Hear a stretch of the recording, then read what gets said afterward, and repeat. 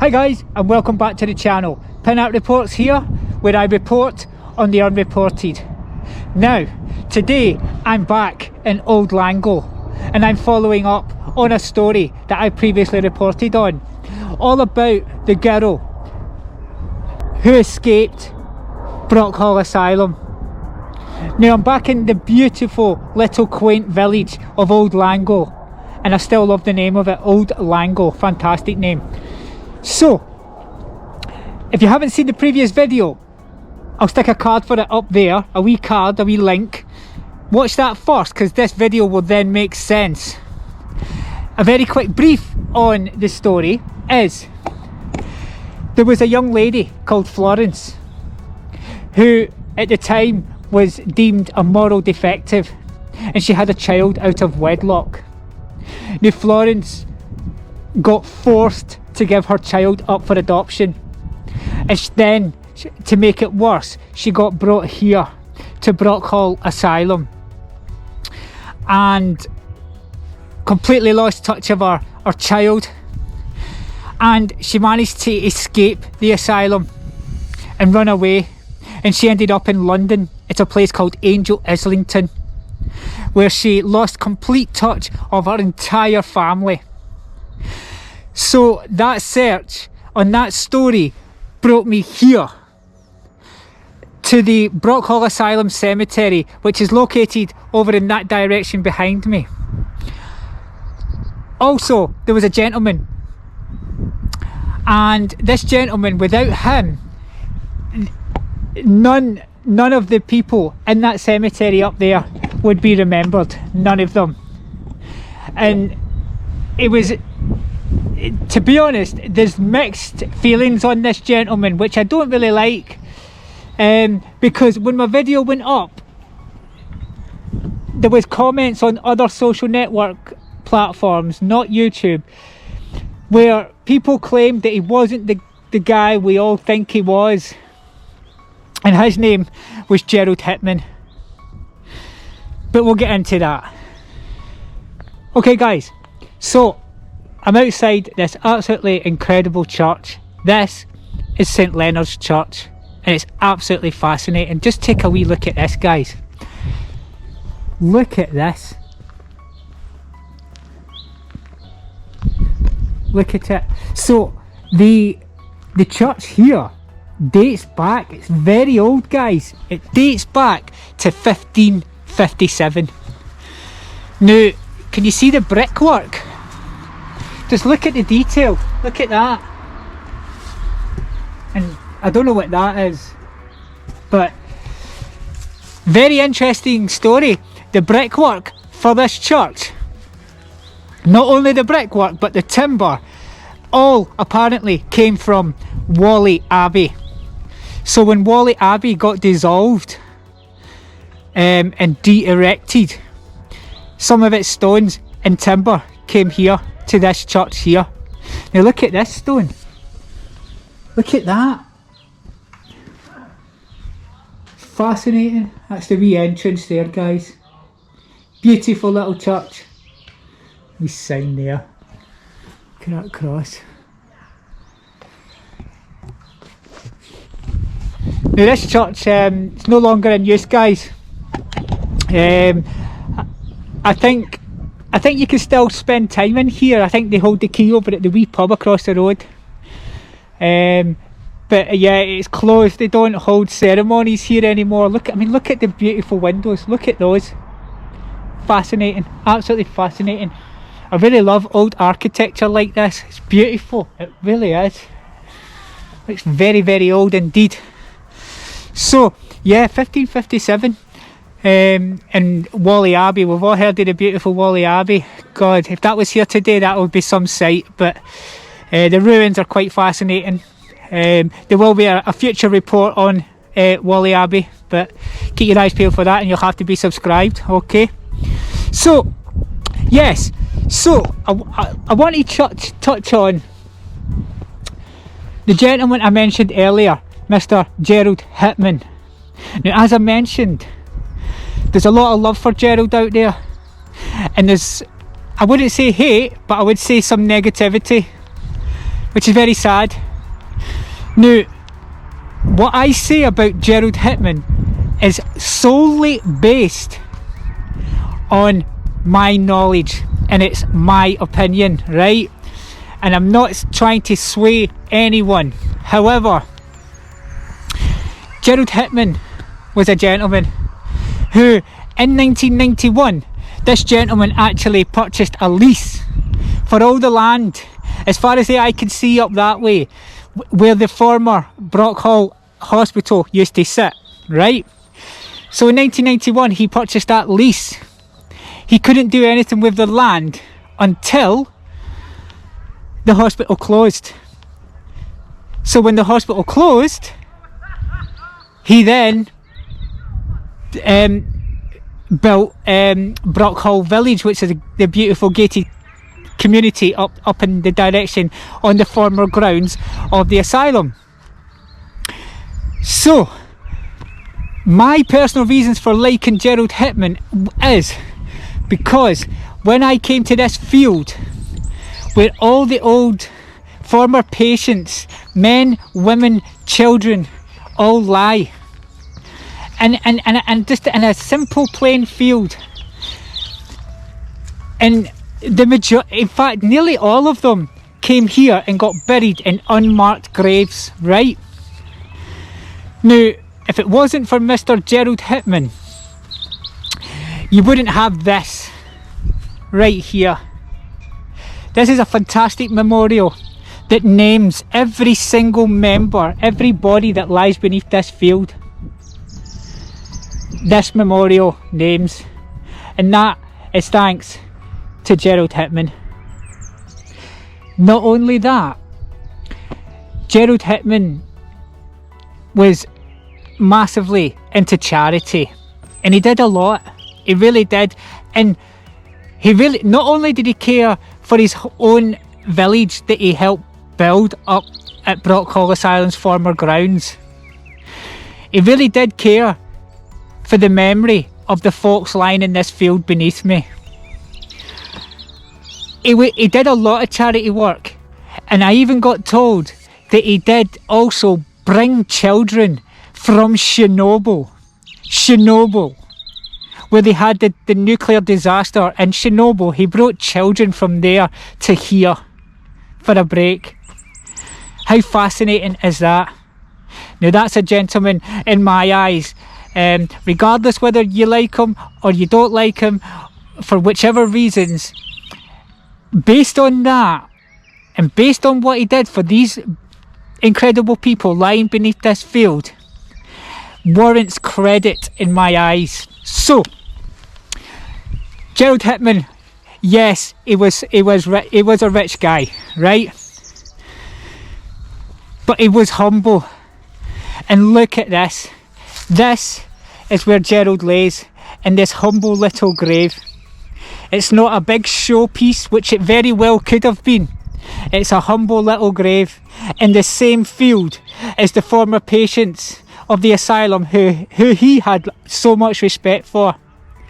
And previously, as I've mentioned in the previous video, this is Harry. This is Gerald's son, Harry, who does lie here.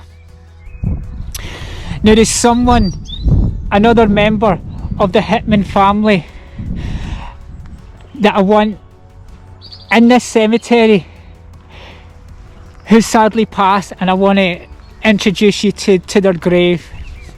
And I didn't mention this in my previous video, folks, of which I apologise. Here we are.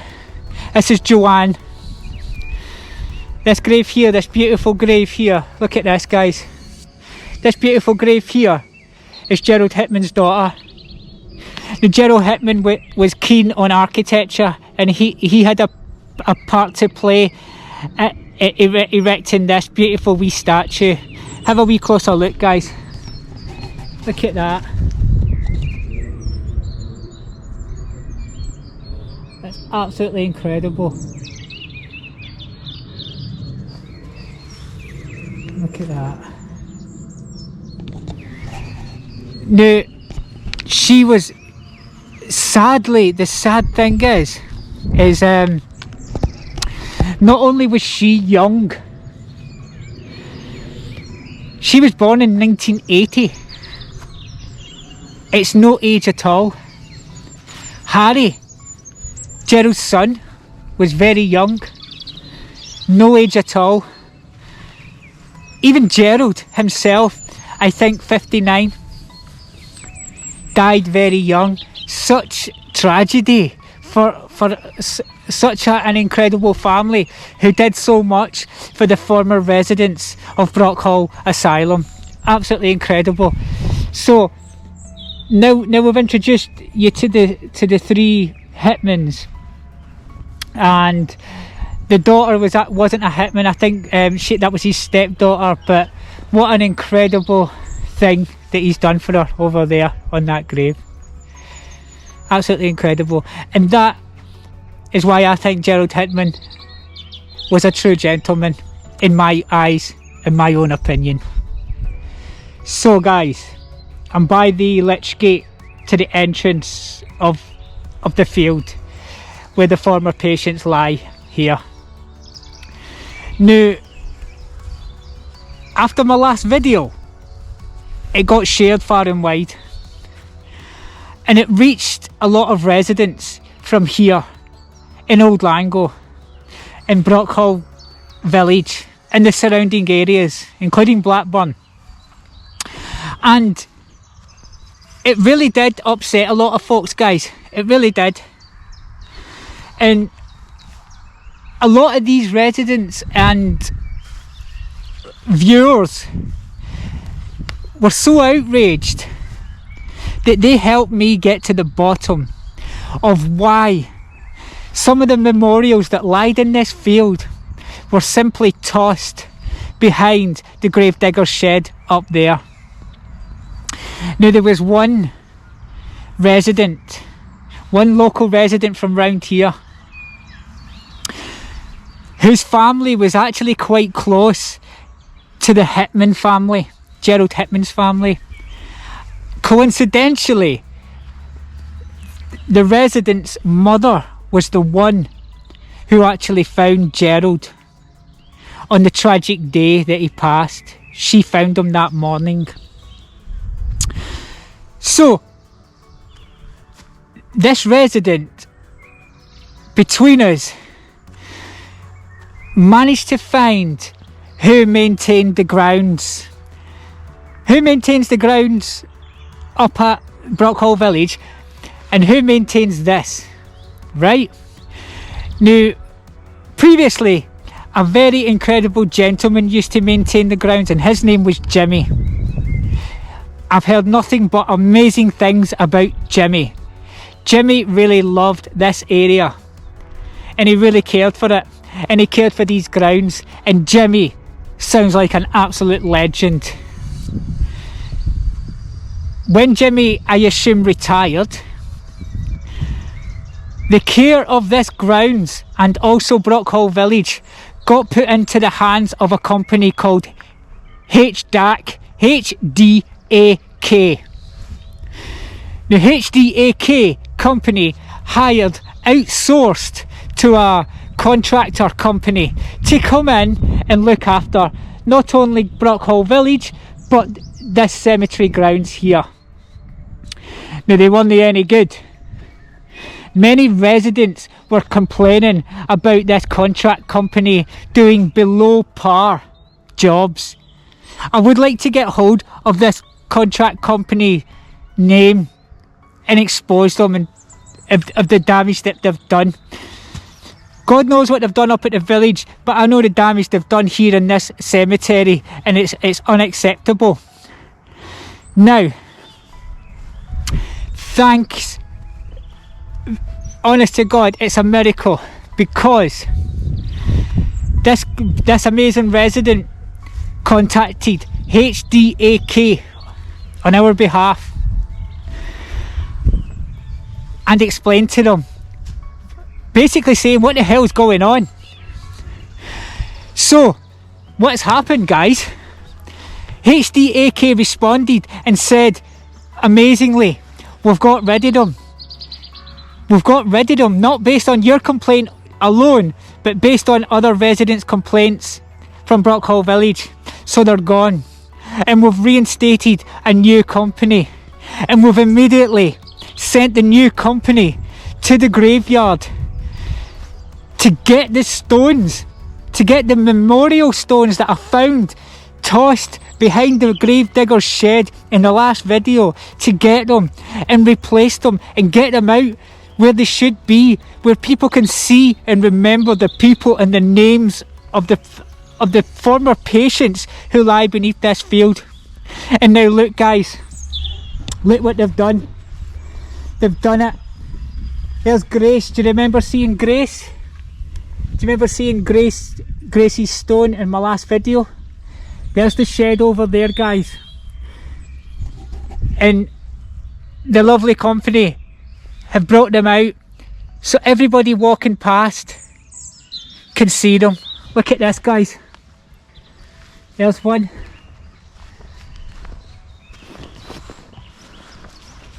There we go. Absolutely fantastic. Guys, this is fantastic news. Fantastic. Look, more. Just make sure. There we go. So guys, this is where they lay.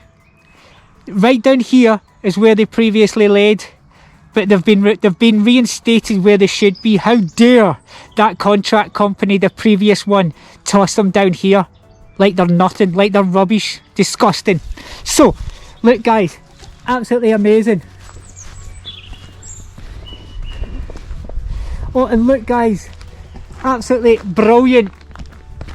Do you remember this one? Do you remember this one got to me? Stephen, 7 years old. It got to me so much guys, I had to find his record, his burial record, and his name is called Stephen Hindle. Hindle, Stephen Hindle this. 7 years old. I'm going to put his burial record up on screen with the red line so you can see.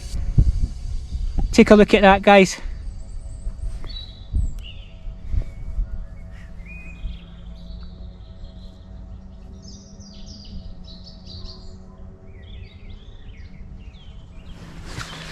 There you go guys, absolutely amazing. And there's some more over here. Look, so every time people are having a wee walk, Denise, oh my god, from Mummy, a tribute of love to my darling Denise from Mummy. That's beautiful, that's absolutely beautiful. Dear son and brother Roger. Now, I'll tell you something folks, hold on, let me fix this. I'll tell you something, I'm over the moon that HDAK company have pulled their finger out and realised the errors in their ways, and to be honest they deserve some credit because they immediately sent someone down to do this. Now, they did report that there was some broken ones behind there, so I was really worried I was going to see Stevens still stuck behind there. Unless, because I know a resident was going to come down and look for me and check if it had been done, and I've got a feeling it was the resident who might have brought that out. What I would like to have seen, or what I'm asking for help with, if anybody can help me, can we try and find out? Can we try and find out where each of these stones, where their real position is on the field? Now, Stephen's burial plot is, I think, number 330, and based on a very rough plan, I think that's over there somewhere. I think that's over in that direction, Stephen's, the wee 7-year-old boy. And I would like to figure out where exactly each of those memorial stones plots are and get them to their rightful place. That's fantastic what they've done, very happy with that, but I would like to get them placed exactly where they belong, where the body lies. So we've got a win guys, we've got a win here. So now what's happened to the girl who escaped Brockhall Asylum. So guys, if you remember Florence, the moral defective who escaped Brockhall Asylum, well, I've got both absolutely amazing news but absolutely devastating news at the same time. The amazing news: Florence found her son who she forcefully had to give up for adoption almost 60 years ago. Florence found her son. His name is Norman, and incredibly, Norman lived but 10 minutes away from where Florence was, in London. How incredible is that? So all this time, the son that she gave up for adoption, not by choice, but was made to do and then brought to this asylum, the son, Norman, was found and reunited with Florence, now Diane. It was after 60 years. It's insane. They actually could have walked past each other in the street and not even noticed. Living 10 minutes apart all this time. Who knew? Absolutely incredible.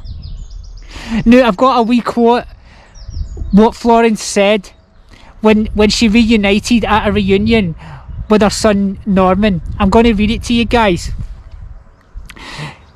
Florence says, "He was like the missing piece of the jigsaw, and now it's complete. I'm over the moon. I told him about my life and he said, forget about the past. Just think about the future. So I'm not thinking of Brockhall anymore." Absolutely incredible. Now, the good news follows a travesty. It's so sad, because in such a short period of time, Norman passed away. It's so sad. And Florence passed away not long after. And even worse, Florence's new son, Glyn, who I showed a picture of at the end of my previous video, Glyn, 47 years old I think he was, also passed away. 3 members of Florence's family, her and her 2 sons, all passed away. Very, very tragic and upsetting after the joy they all experienced of being reunited. And I'm just so happy that Florence got that, albeit short amount of time, with Norman, her adopted son. I'm so glad she actually got to reunite with him and have that special time. And it's great that Norman, he understood. He's like, forget the past, think of the future. And it's a shame that future was cut so short for all of them.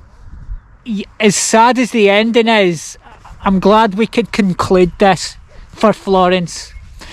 And I dedicate these 2 videos to Florence and her family, and hope they rest in peace, and hope every member in that field, a former men, women and children patients of Brockhall Asylum or Hospital, however you refer to it, and also to Gerald Hitman and his children who lie here in this field with him, and the Hitman family, for everything they've done, not only for charity but also for this incredible memorial that he got placed here in this field.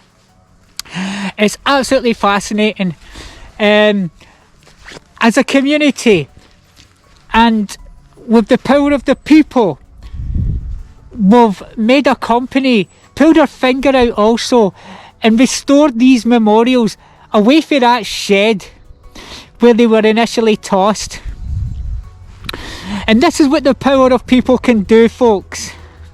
When we all come together and we're all determined things can happen, changes can be made, and we've proved this today, guys. Now there's one final change I really want us all to work on, if we can do it, and I'm as happy as I am that these memorial stones are no longer behind the shed and they're here in full view for passing walkers who can admire and remember each of their names.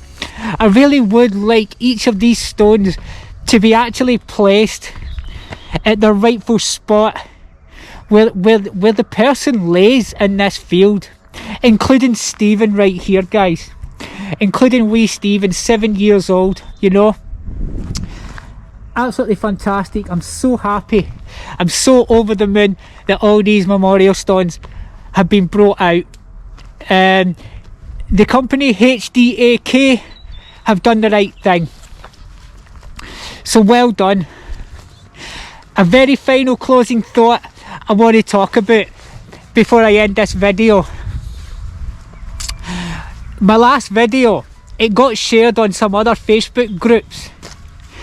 Sadly, there was some negative comments, and I don't know if they've picked me up wrong, but what they were saying was I made the asylum seem like it was a very, very bad place, and I never once said it was. The vibe, the feeling I tried to portray in the video, the previous video, was the horror and terror that the women, the moral defectives and the patients, and their fear, anxiety and terror. It wasn't a question on the hospital.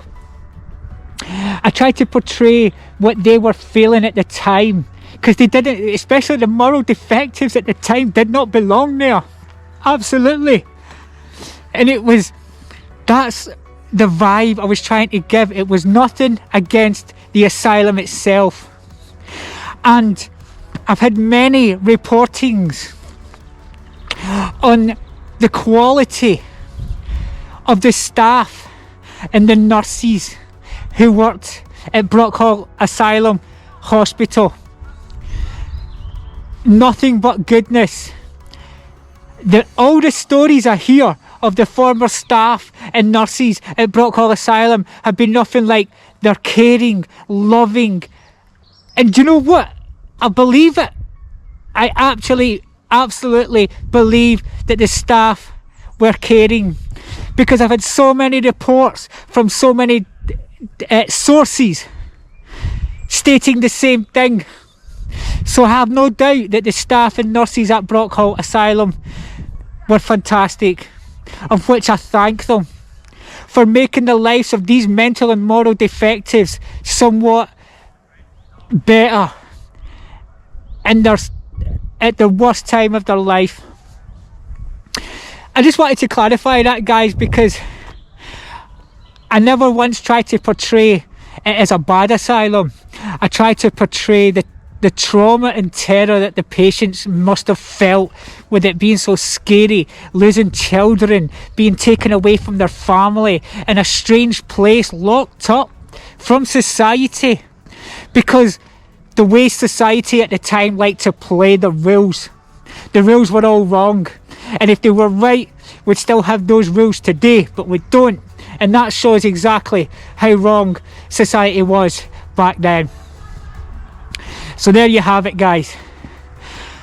A fantastic ending, both for Florence, even though it was short-lived, sadly. A fantastic ending for the memorial, for those people who might have been forgotten. If we didn't find those memorial stones behind the gravedigger's shed, we got them reinstated to full view of the public where they belong. I really would like help finding their exact grave locations, so that's my next plan. So thank you.